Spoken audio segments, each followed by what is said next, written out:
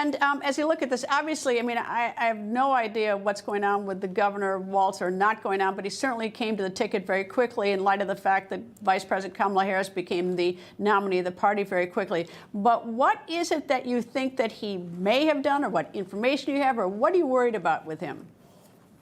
Well, first of all, let's talk about what we know, Greta. And we know that there were officials in the Department of Homeland Security that raised serious concerns about Governor Walz long before he was named Harris's running mate. So the government realizes the fact, our government, that China has an influence campaign in the United States. They try to find vulnerable politicians or sons of vulnerable politicians like Hunter Biden, and they try to influence them with money and propaganda and with Eric Swalwell with women and things like that. So China's our biggest adversary. Tim Walz has admitted he's been to China over 30 times. We know he's advocated for funding for American countries that have done business in the Wuhan lab, that have a big footprint in China, that our own intelligence community is concerned with. So we want to know what the government was so concerned about with Walz, and right now we've been stonewalled. This Mayorkas administration is doing everything to prevent the American people about knowing what its own Homeland Security was so concerned about Governor Walz. All right. I've had a lot of criticism of Secretary Mayorkas over the border. Now, but turning to this, is there?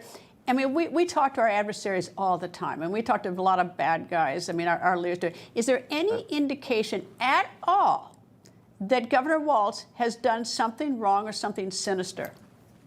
Well, we know that he's not being transparent with the American people. We know that he's been to China more than any American political figure. We know that he's given speeches complimenting and bragging the Chinese government, which is a communist regime.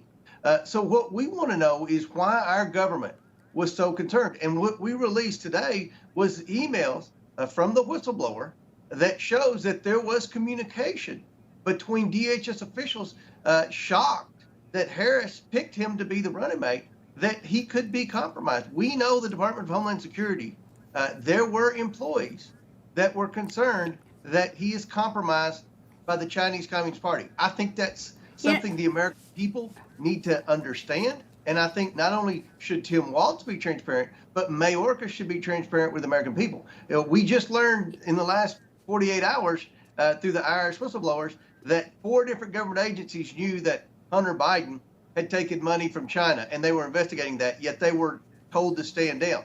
I hope this isn't a similar situation, Brett.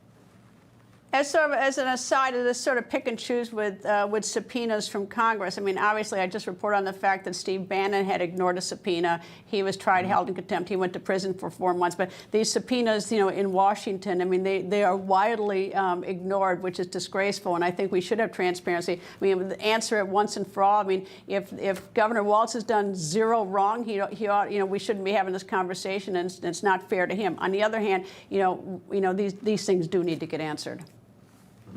Exactly. And I think that the key to transparency and accountability is going to be getting a new administration with an attorney general. And hopefully we'll have a new Congress that's going to understand that when a credible investigative committee like the House Oversight Committee or the House Judiciary Committee issues a subpoena, that the person who receives the subpoena needs to comply with the subpoena, or else they're going to be held accountable, not only by Congress, but also by the Department of Justice. We've seen Merrick Garland's Department of Justice holds Democrats accountable, or holds Republicans accountable for not complying with subpoenas, but they don't hold Democrats accountable.